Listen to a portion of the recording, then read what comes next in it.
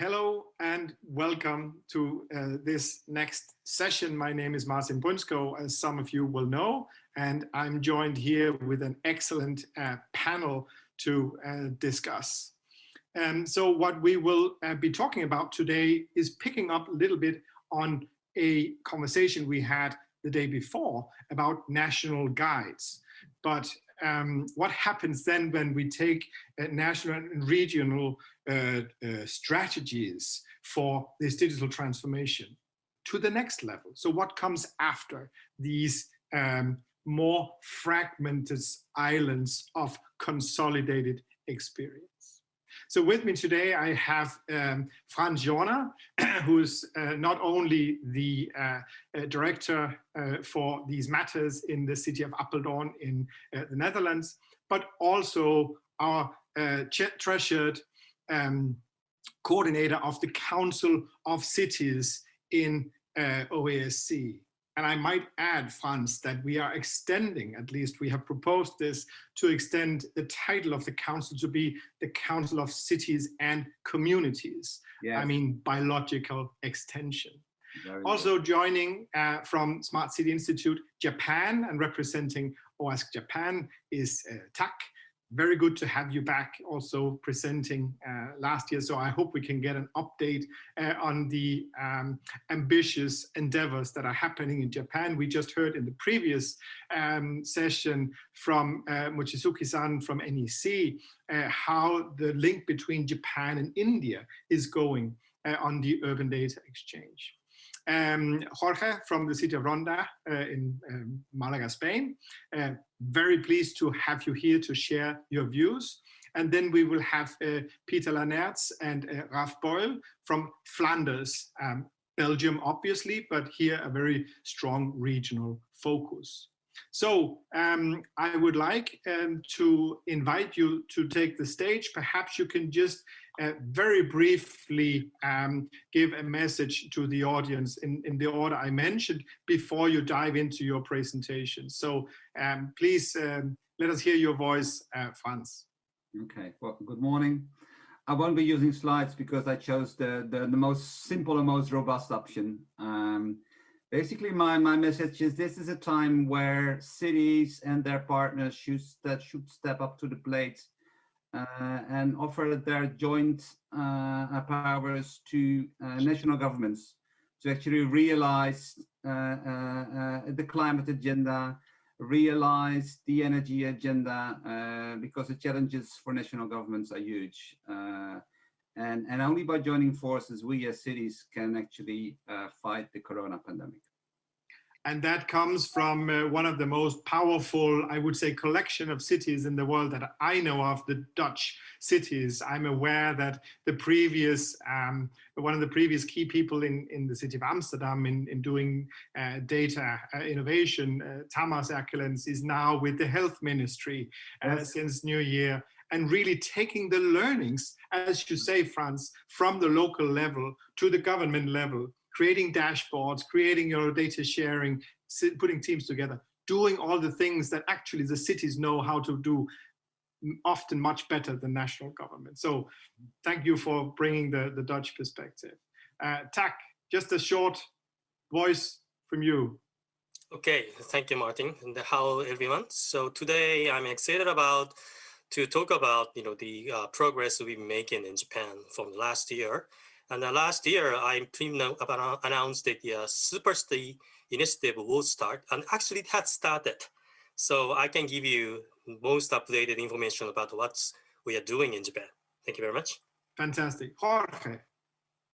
Yes, well, I would like to make a presentation about what we have made in a small town like Ronda, where we have implemented 2 projects following the national strategy for the digital agenda of Spain, just to show what simple things can do and how they can make the enhancement of the performance of the city. Fantastic. Thanks for joining us. And I think it's also good to have the diversity in size, because I mean, it takes all sizes in a way. Thank you. And everybody knows, of course, that Spain has been fantastically successful in having a very broad and heterogeneous range of different projects over the last decade. So we're really seeing now, I think, a lot of experience coming out of that. Thanks for sharing. Thank you. Pieter and Raf. Pieter, you first. Your voice. Thanks, Martin. Yeah, I will be trying to amplify what Frans has just explained, how we from vertical political agendas and concrete realizations step into the reuse and modular approach for smart cities. Fantastic. And Raf. Hello, I would like to delve into the interoperability program with a focus on the strategy and governance. And I would like to share some insights on the hurdles we faced since 2012 and how did we tackle those hurdles. Very good. Okay, so let's get to it. Frans, you have the floor first. Please expand your view and what's keeping you awake these days. Mm-hmm.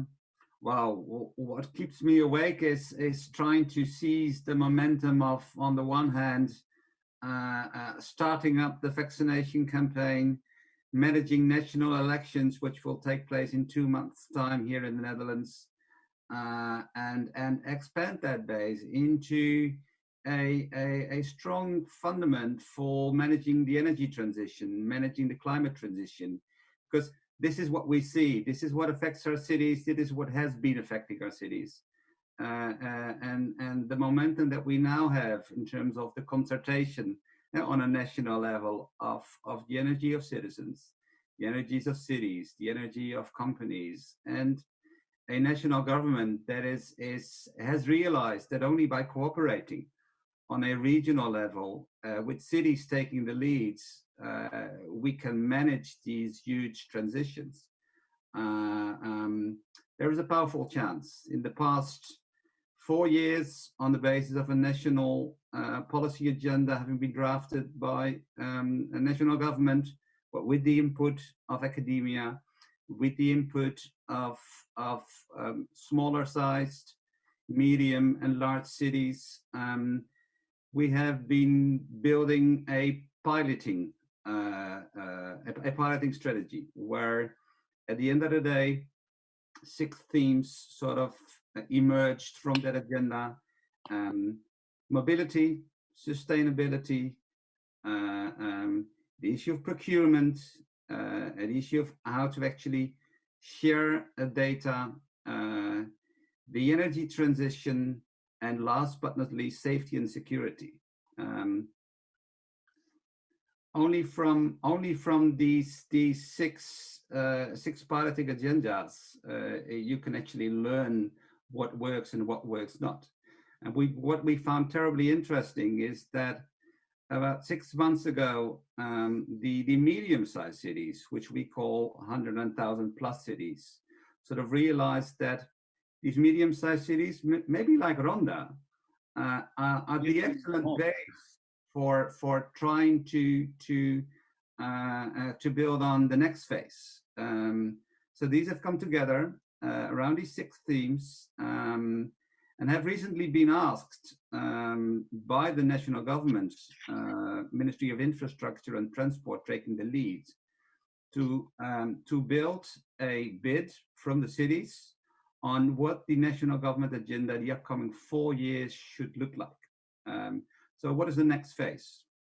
It is in our cities that most of the procurement takes place. Most of the assets are managed.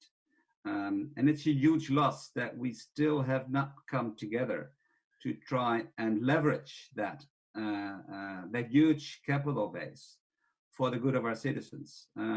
So this is where we are right now. At the end of February, our G40 100,000 bid letter to the one that will lead the formation of the new cabinet will be issued. We were just discussing before this session that it would be good to have documents like that sort of come together. It not only having been written in Dutch, but then also in English, to make sure that we make it into a international cities and communities agenda instead of having separate international agendas. Well, basically, I mean, that's my starter for this discussion. But that's great. And like we talked about just before, these documents are becoming available. And I think you have a great stake in showing the way, because you released, maybe I should mention, you also chairing the Dutch standardization committee on these matters. And you released from the Dutch side a practice guide on urban data platforms, which was released in Dutch and English, which was taken up, and now the Danish is coming out, 1 year after, inspiring hopefully others to improve. Yeah. We have of course gleaned, and we will hear from Tak in a moment, to the, I would say, awesome and world leading version, which is the Japanese guide and white paper. So Frans, are you already seeing this virtuous circle of building bridges between those condensed experiences? Well, what you now see is that we have an agenda that transcends the piloting phase, where cities are realizing that the challenge that they are faced with, they cannot tackle alone, and that was already realized in the national capital for a long time. Putting together a data strategy that actually allows us to manage mobility on a regional level seamlessly, so across the modalities, promoting healthy, inclusive, sustainable modes of transportation, really takes the efforts of us all. And it is no one's platform solely owned. And that's what intrigues me, and what I find fascinating is that I'm now seeing, yes, this shift from locally based, single purpose projects and programs to now multi-stakeholder projects where, yes, cities take the lead, but they realize very, very well that at the end of the day, the only way you get services for our citizens is by including companies from the start. So taking it next phrase from the techie community, which I love techies, although I'm not a techie myself, to a next level where you have financials and service deliverers included as well. And this is the next phase of adulthood that OWASP is transiting to as well. So I'm honored and very happy to be with the City of Council, with the Council of Cities and Communities at this point in time, Martin. Fantastic. Thanks for confirming. The feeling is mutual. Tak, so let's move. I mean, the Japanese situation, you said an update 1 year on. So please share with us. All right. So I'm sharing the slides with you, and I think you can see it right now. So yeah. Last year, we indicated this way. Probably some of you can remember. This is a Japanese map indicating the POCs of smart city related project mapped onto the geographic locations. And the different shapes represent different ministries funding the projects, meaning everything was in silo. And those are basically the POCs, so short-lived. And we are moving from this to the next stage right now. And I indicated the 8 lessons learned or insights from Japan that I can share with you. And some of them are pretty much the same as what you have already in each of your country. For example, one, the PPP coordination. That's probably it's common sense for everyone. The second one is something new. Just Martin mentioned that we created Smart City Reference Architecture, which is best of breed of the best practices around the world. So it's a concise book that educate everyone dedicated to smart cities to implement how to do it. And the third one is the Super City Open Lab. We are running the tender process for Super City. It's a super smart city. I will talk about it a little bit later. And it's the kind of a community of the companies, consortiums dedicated to the Super City projects. So we know who are playing which part of the projects. And the next one is that the number 4, I think it's also a common sense. The citizen agreement is a foundation for making smart cities. And it now is requirements for applying for super city. So without citizen consent documented, any city cannot apply for the super city. So it's tied up to the citizens' needs and wants. And next one is the regulatory treatment.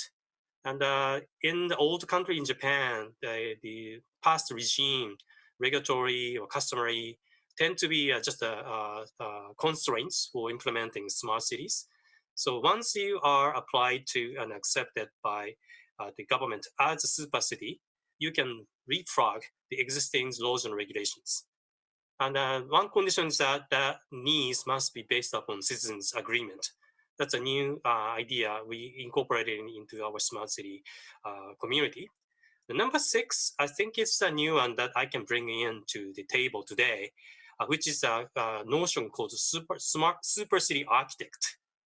I will show you little schematics, but it's a new role, new job type that we invented in Japan.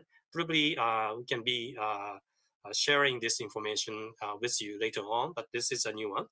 And also global extension and then shift to new normal. And to show the reference architecture, this is what it is. Mochizuki-san in the previous session actually shared that with you, but it's a collection of digital world part, technical part, plus non-digital part. And all purpose of this is to ensure interoperability of data without having common structure in place, so to speak. You cannot connect the cities to cities. So it's a uniform idea of coordinating cities across Japan.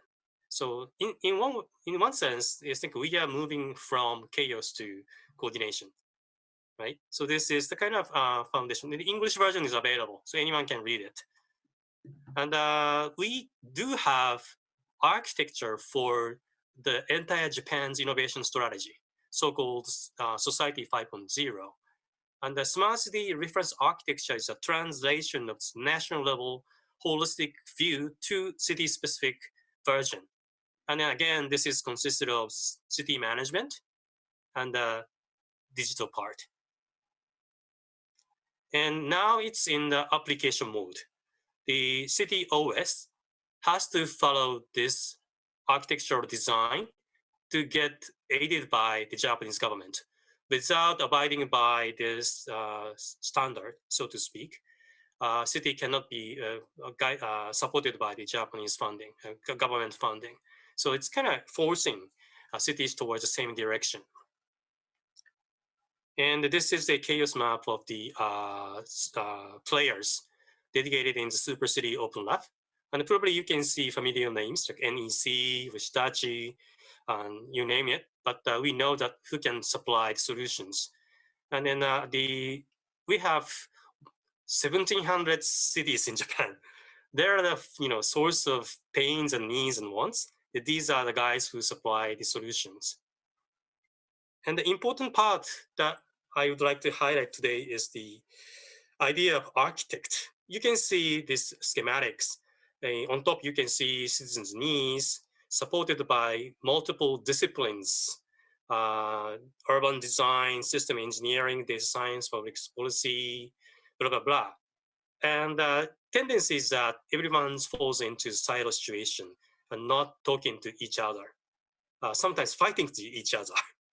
So in the process of applying for the super city, a city must name one individual or a group of individuals as architect or architects who will coordinate everything and master the conceptualization of the city-specific smart city, super city design. And this is a kind of person who can be someone within the city, municipality, or someone sitting in the public private sector and named by the city mayor. And now it's in the process. The submission for the super city application is due end of the March. So the cities are chasing for who can be the architect, best architect.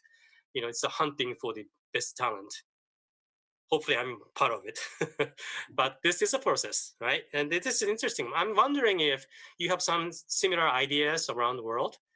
The architect can be a mayor, can be a deputy mayor, can be a CTO of a city, can be someone, seconded from large corporations somewhere, vendor or a real estate company or innovator, whoever, but someone has to be cross-disciplinary. That's the only key essence. And then we have agenda, the schedule has populated this one. Once we crush everything into super city ideas, that idea will be extended to regular smart city ideas, also aligned to national and regional government IT infrastructure. And we'd like to also promote international standardization. So, we can share the same idea with whoever is interested. Going forward, we have a few ideas that we would like to share. So Super City will be selected in May, June. And we are now developing the program for training the future architect.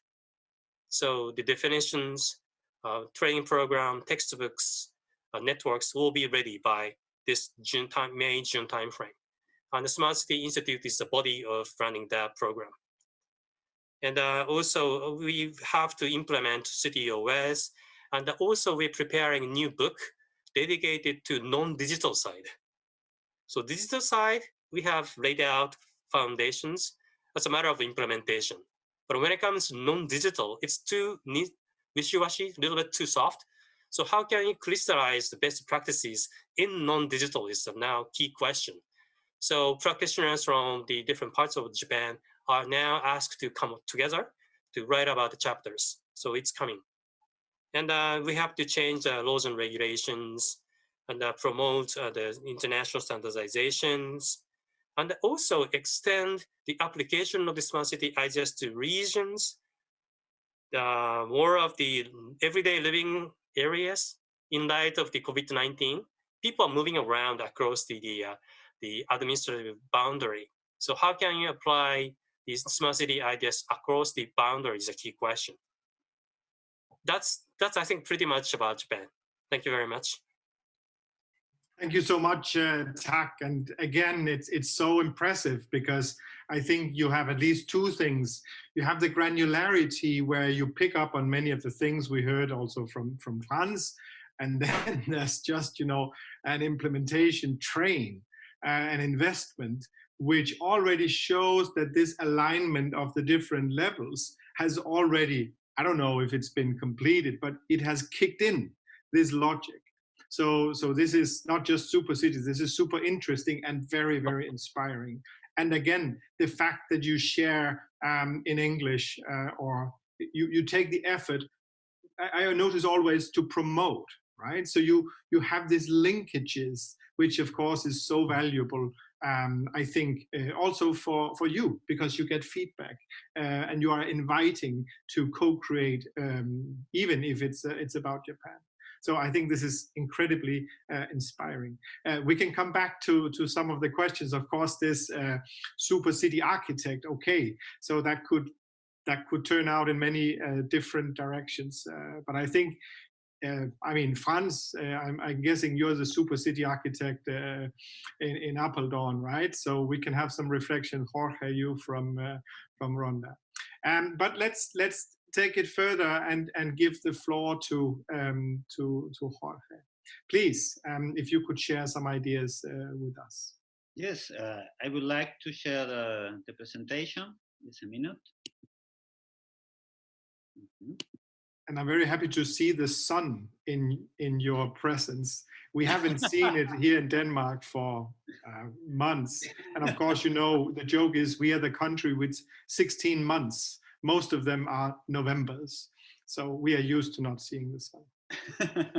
Well, here in Spain, that's very common. In fact, I come from the south of Spain. So yeah, we have the sun most of the days.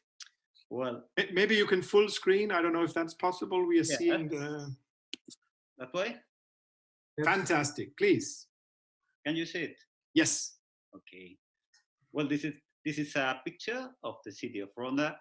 You can see that. I have put the title Simple and Smart because, well, Ronda is a small town. It has only 33,000, almost 34,000 inhabitants. Population is very small. It is located in the south of Spain, near to Gibraltar, near to Malaga, 99 kilometers. Some data, the city budget is almost, more or less, 30 million euros per year. And it has between 353 public servants, public workers. Mm-hmm. This is for another view of the town, so you can get an idea how a project can be. Well, we were in 2015. We had to abide the Spanish law of e-government that made that every administration, local, regional, or from the state, has to be electronic. So we start a project about e-government. With this project, what we did was a contract, software as a service. So we join a cloud, an hybrid cloud that has part from the state and regional administrations, and also had our private cloud.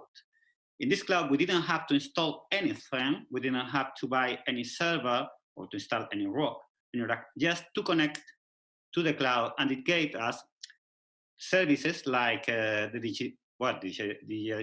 digitalization of documents, creation of electronic documents and folders, document saving, so, most of all, the electronic interchange of documents. Because before, well, for some years, I have seen the people taking the papers from one department to another, or sending letters and sending documents to other administrations or other organizations. Well, this has completely changed. We only use now, inside the offices, we only use electronic documents. We share electronic documents with our internal offices, within the internal offices, and also with other organizations. It also includes a citizen website with a set of online procedures for citizens, and include also the ability to schedule tasks and message in order to automatize the internal tasks in the town hall. Well, it includes also video conference tools for meetings and tools for auditing processes, documents, and users, so we can see the performance of the system. This was nuestro e-government project. This is only a screenshot of the citizen website. In this case, is my website, my electronic folder has a citizen. These are the electronic procedures that we have, that I have now with the town hall, like any other citizen. And this is an screenshot, yes, and this is the activity panel from, this was the day, January the 9th, where I can see the users that are using the system, how many people are using the citizen website or are in the offices, personally in the offices, the communications with other administrations, the communications with citizens, with firms, enterprises, how many documents have been created, how many documents have been interchanged. I am sorry, but since it is an internal tool, it's only in Spanish, so I couldn't have a screenshot in English. But the results were that in 2019, more than 5,000 electronic procedures were initiated only using the website. I have just seen the number of online procedures during 2020, and it was more than 8,000 electronic procedures. But this is normal because most people, well, we had restrictions due to the COVID-19. So most people had to initiate their procedures by online. Internally, more than 10,000 electronic folders were created, and 178,000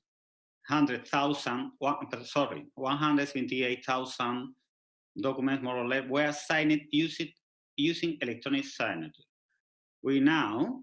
Every document has to be signed electronically. So it meant that the results for it boosts our performance because the procedural deadlines in the town hall were shortened by 50%. Citizens in offices, in the town hall offices, were shortened by 60%. The human resources for personal attention could be reduced by almost 50%.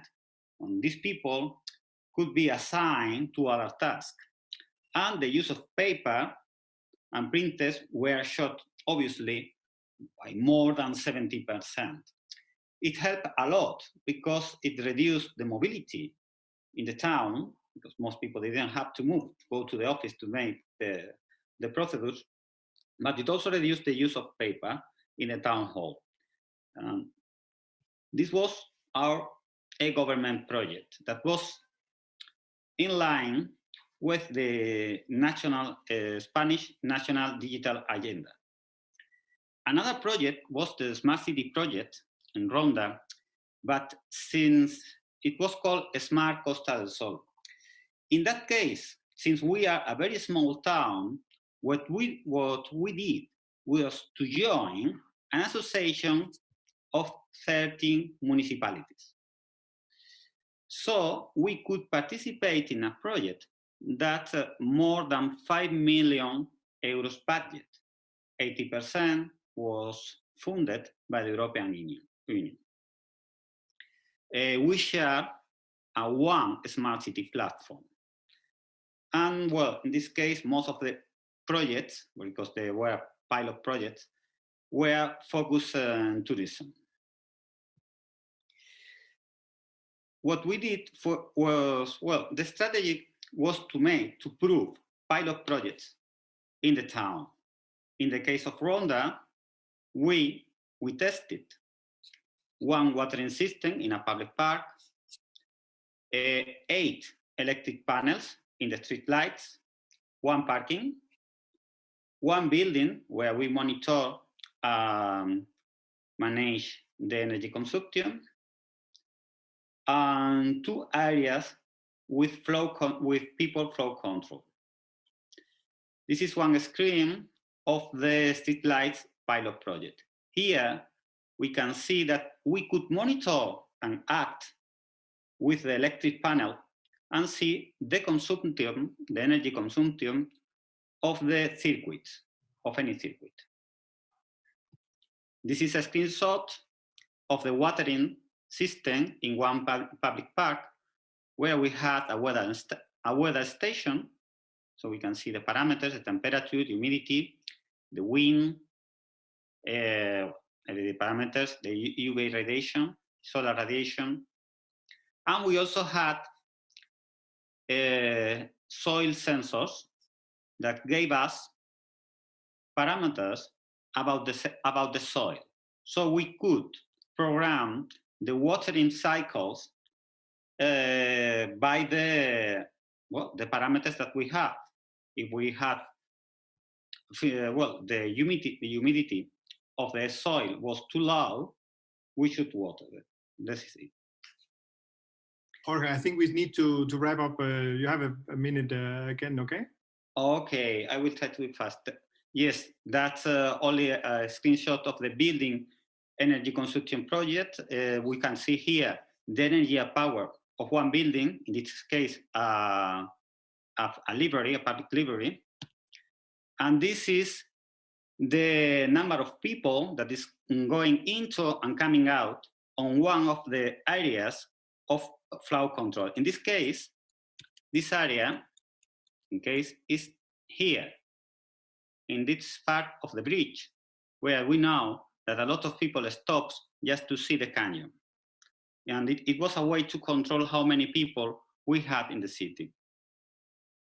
There was also a group of pilot projects that were dedicated to tourism.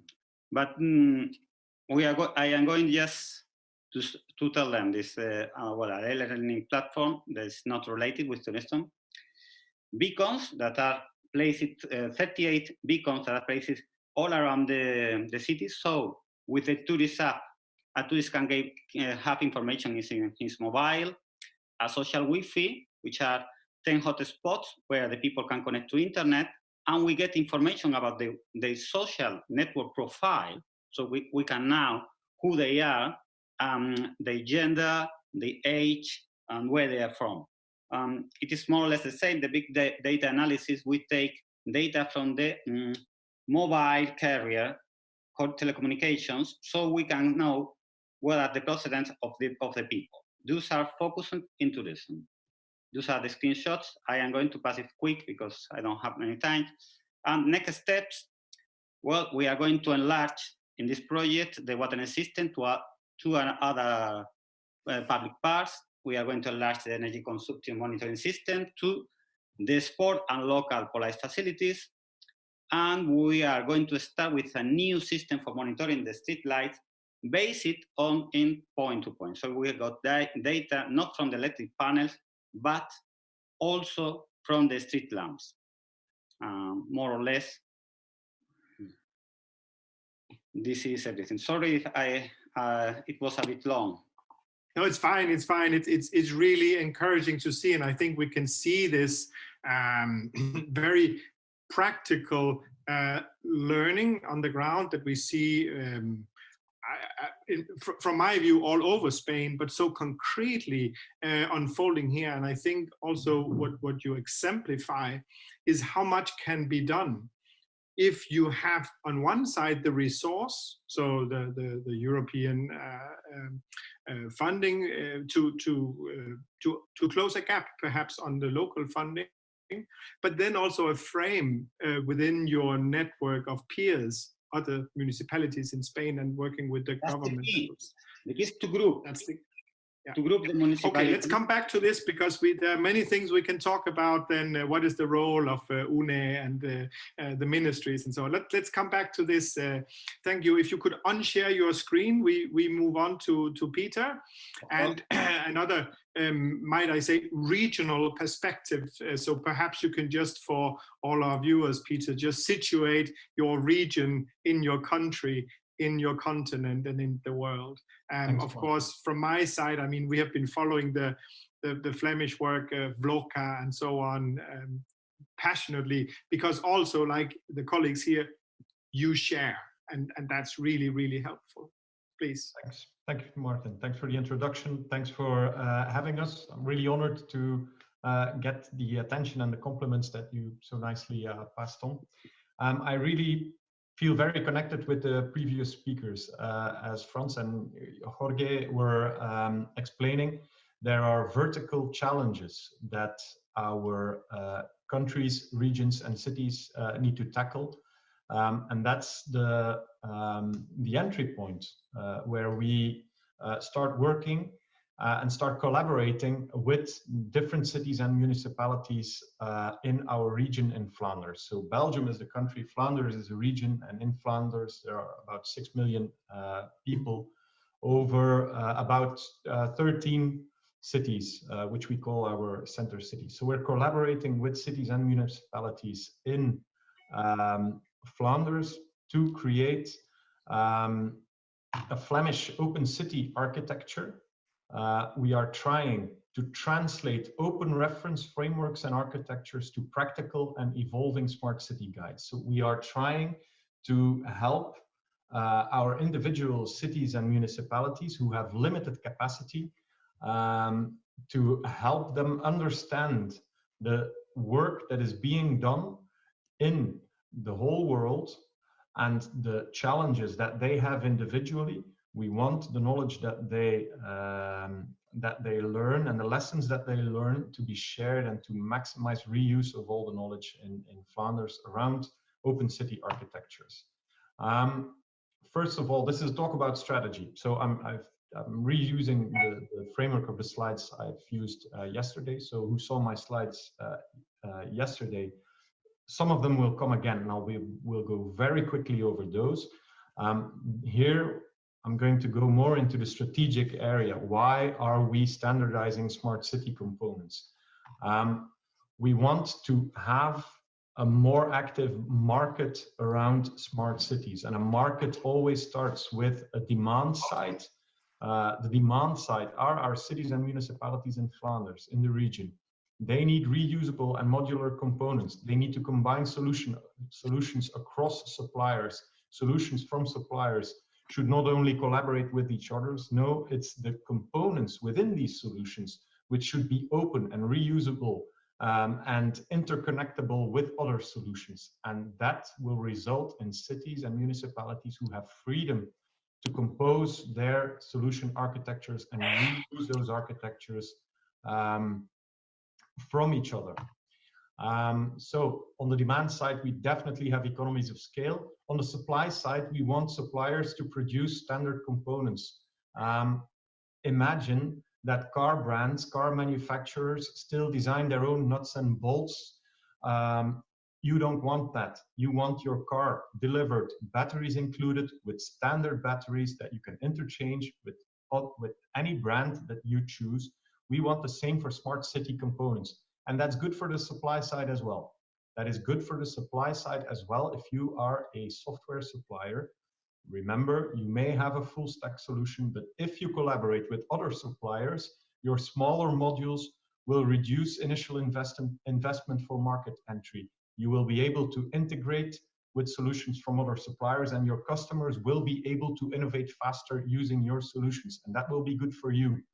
It will increase competition, but it will increase evolution, and it will increase sales in the market. We are convinced of that.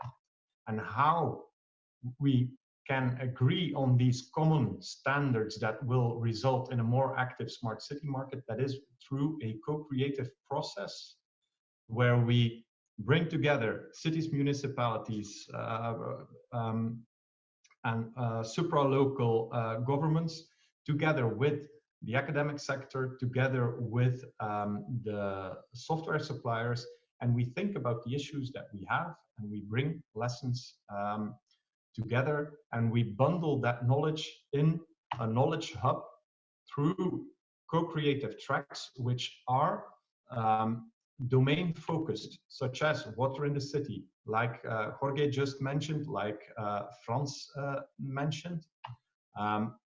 Multimodal transport is a second track that we have started. And a third is a smart city data broker. This connects very much to the talk of TAC. This is a central component which is needed in your smart city operating system. Everybody, every city, every region will need a smart city data broker to connect the data platforms with your applications and make data reusable across the silos of your applications, which we see today. This is a slide. These are the principles, the main goals that we are trying to reach in our projects. We want standards and scripts for our cities and municipalities to realize a common technical vision. We want to give easy access to all participants to international standards and all efforts internationally done. We want to join forces into a local ecosystem and connect that to the international ecosystem. And we bundle all the knowledge in a semantic wiki in a knowledge hub platform. Everybody's invited, warmly invited, to go to these URLs and see what we've done. Use Google Translate if you don't speak Dutch. And I realize that the chances you speak Dutch are very limited. This is a strategic talk. The point where we are right now is we want to get into strategic sustainable growth for our smart city initiatives and the smart city architecture. We have started off with a central launch, centrally funded, where we want information sharing and information for all. We want to consolidate support. We want to prove right now that we are doing a good job and that this is useful information for everyone. We want to become the obvious partner, the ubiquitous advisor for any city in our region who is doing a smart city project. And that may result into financial contributions from participants in our co-creative tracks, so that we can create a self-sustaining standardization body. And my colleague Raf is going to explain how the Oslo initiative, which has been going on for much longer than the smart city initiatives in the Flemish region, has been doing that for information standardization. So I'd like to make the bridge to the talk that Raf will bring. The talk that Raf brings is actually, the initiative there is the mother of the Flemish open city architecture. We have taken what they do around the information models, and we have applied it to smart city architecture models. And Martin, I think that's the bridge to the next talk. I will conclude with the invitation to go and see what information you can find from our knowledge sharing platforms. Thank you very much, Pieter. Yes, we cannot all be Frans. We had Frans invited to a conversation actually in the Danish group convened by the Danish Standards. It turns out you understand Danish. I don't know how you do that, Frans. But of course, if we could all be polyglots, it would be much easier. Now we have to rely on technology. Raf, I don't know how long your presentation is. It would be good if we had some time to reflect. So if you can in any way, do it very concisely. I mean, we can also share the slides later, so you can even add more information for the recorded version. So please, over to you, Raf. Martin, is this 4 or 5 minutes okay? All right.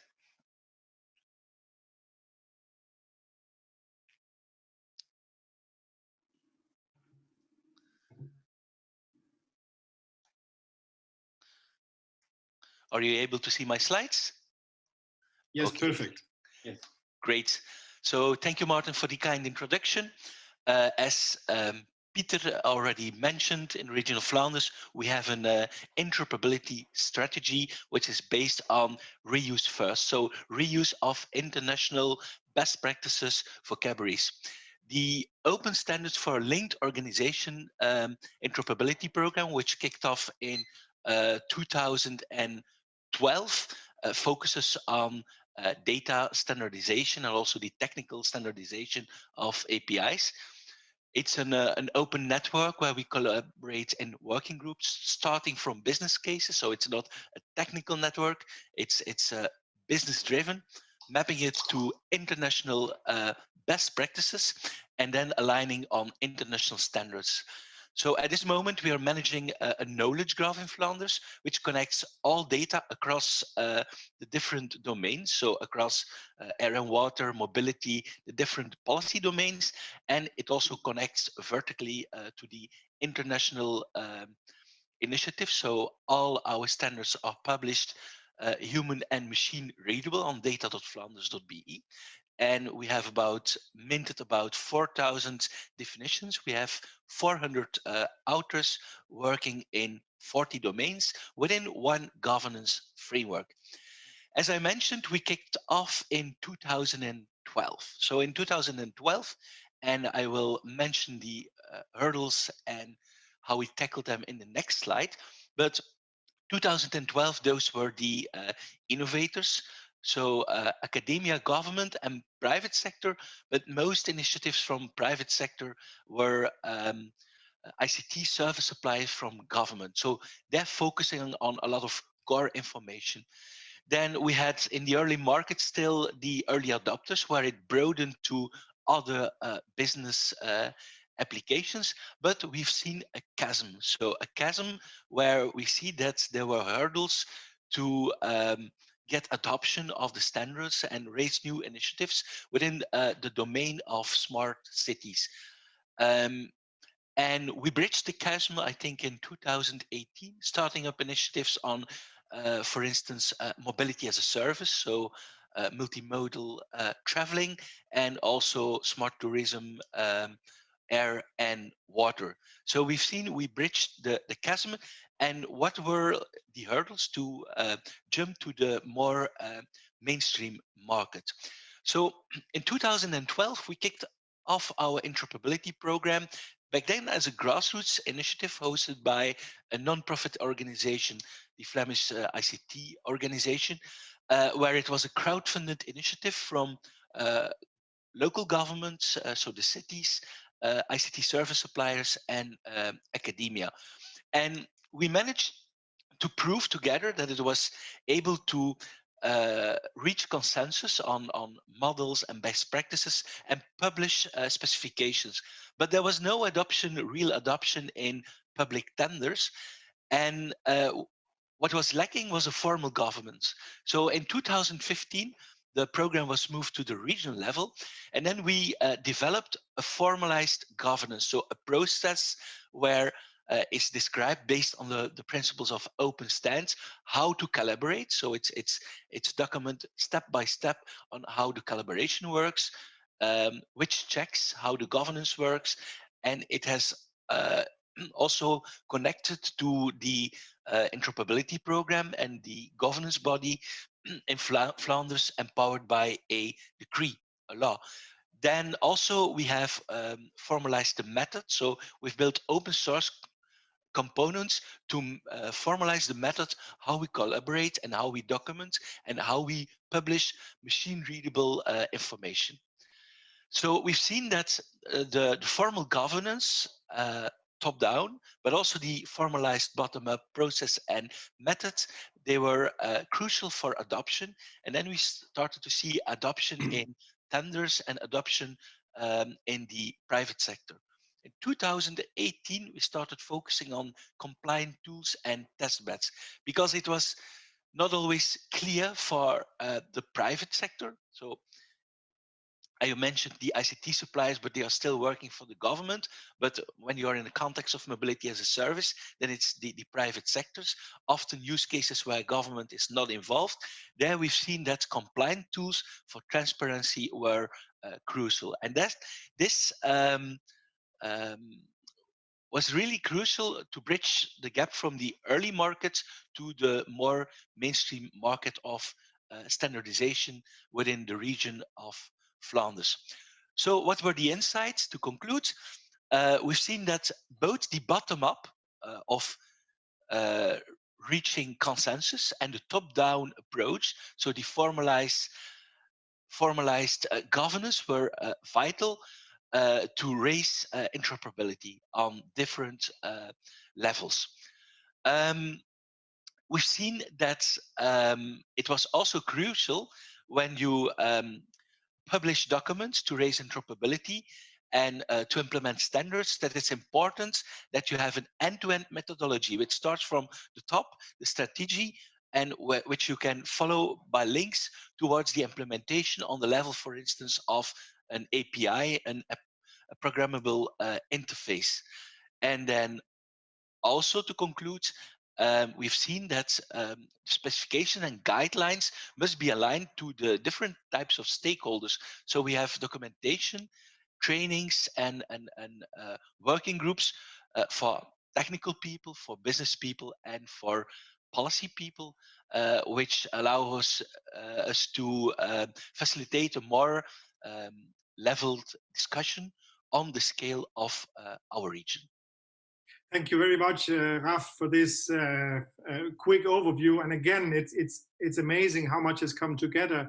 Of course, thank you also for highlighting the technical work that underlies this. So, so Frans didn't make the practice guide for the Netherlands. So I mean, you need these different groups working together. So Tak, I would like to go back to you. We don't have a lot of time, but I think, you know, so what is the governance around the super city architect? I mean, we do have city architects for the physical world, right? And it's very different what is their power, because potentially you could say the architect is the almighty who draws the lines of the territory. But that is very seldom the case, because then there's department managing, you know, the taxation of the land, of the investments, and suddenly in some places it's just one person, no staff, who can go to conferences and talk about things. So how do you see that diversity in the potential real role and the power. And if I may add just one thought, I think it's a strength that it can be implemented in different ways. I don't know how you see it. Yeah, it's a good question. So this is a new concept. So we don't know until we actually have those, the architects named and working for the city. But basically, that person has to be charismatic. Already is supported by the residents and known person to the city, and then mandated by the mayor as someone who can work hand in hand with the mayor, so that there's a justification that this person is the right person who can conceptualize the future city for the residents. So, and then that person has to very much be knowledgeable, broader areas of this matters. Doesn't need to be deep, but wide. That's the key. And then it could be a group of people. So most likely like 3 to 5 people teaming up for the mayor, working together with the mayor for the sake of the citizens. That's the kind of key concept we are still running. And then the details are still TBD. Okay, so I think it will be very interesting to see and to follow you how also this concept works. I remember when we were in Osaka for the G20 summit, the super cities part there, I was presenting together with Mikko-sama, who is the chief digital officer in the city of Helsinki. And that was a decision by the mayor to put him, in the office next to him with a team to do something similar to this. So I think it'll be very interesting to follow also how this is implemented in different parts of the world. If I may, to you, Jorge, so we talked about the role of ministries, UNE as the normalization, standardization body there. How do you see the collaboration of these different levels? Because EU level to local level, that seems like a very long gap. So if just short, some reflection on how can we encourage this collaboration so also national governments puts these plans in to support the local evolution?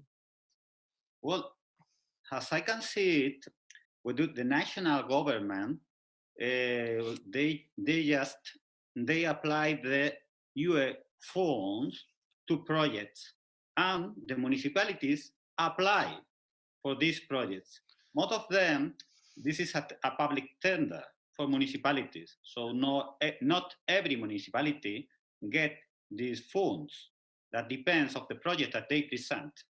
So, well, in Spain, there is a very strong link between the national government, local governments, and regional governments. We share a common network, common data network for working, just for working. We share services and we share data. But also we have other networks for municipalities that share interests, like a smart city network, a Spanish smart city network, or tourist city network is also. And UNE, what does it can group a lot of different entities, because in UNE it has several committees where participates companies, local governments, and national governments. So they are very, how would I say, they are very active, and they create, I remember I started working with UNE at 2012 in smart city standards. And then we have open data for smart city standard in 2014. It was the first standard for open data in smart cities. So it has been working very actively in this matter. In smart Sounds cities. good. I also remember that the former mayor of Santander at some point was made national minister. Yes, it was a ministry after. Yes. So Frans, how do we get from the Dutch level to the European and global level? As some would say, standards can only be made real standards only be made by ISO, IC, and ITU. I mean, you don't have time, Frans, to run to all the meetings that, well, perhaps I do. That's the problem. So how do you want to solve that Gordian knot just in a very short response way, Frans? Well, you got the point. That's the difficult. We don't have time and we don't have the resources to bring our standards to an European or international level. Yeah. It has been succeeded that 2 standards about smart city platforms has been taken to E2. Yes, two of them. But the rest, we are trying to participate with IEC. Yeah. And in order to develop other standards, smart city standards. I personally think that it's very important that Europe has the standard for Europe for smart city standards.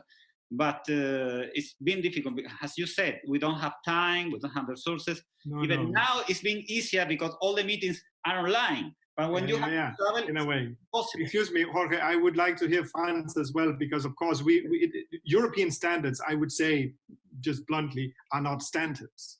Right? I mean, so what do we say to our Japanese colleagues? Much of this is global trade and so on. So Frans, what do you think? The fascinating thing is that I see a similar trend in Japan and Flanders that reminisces me of what I've seen in the Netherlands in the past few years, where we used to discuss about technical standards 3-4 years ago. Both Tak and Pieter and colleagues highlight the importance of having governance standards as well. And you have been driving the same force in Denmark, Martin, having a technical and a governance committee. What is interesting is that maybe by distinguishing these two, we can sort of isolate the technical domain and do the work there from the governance domain, where the minimal interoperability mechanisms that OWASP has been coming up with in these past few years will allow us to learn from each other in developing platforms, for instance, from the technical side, and then learn from each other in discussions on governance on how to move forward. The work that Tak has been presenting here today is really intriguing, with the concept of the smart city architect that reminisces me of Helsinki as well. It's CTOs that have been driving the force in the Netherlands, in Rotterdam and Amsterdam, as you know. For me, the next step in the governance domain would be to have intense political discussions in our municipal councils, in parliament, because that is where we have to step up. And the fact that we've been lagging behind in governance is only because we have not been able to put forward the argument and the choices and the applications in plain folks' terms. So, I mean, Right. for me, that would be great to do that work in the upcoming years. Okay, but fortunately in the Netherlands you have the VNG, so the Association of Municipalities, very, very active. I know both with Dutch government, but also European level. We have it in Europe, we have the livingin.eu initiative, which there was several other sessions on.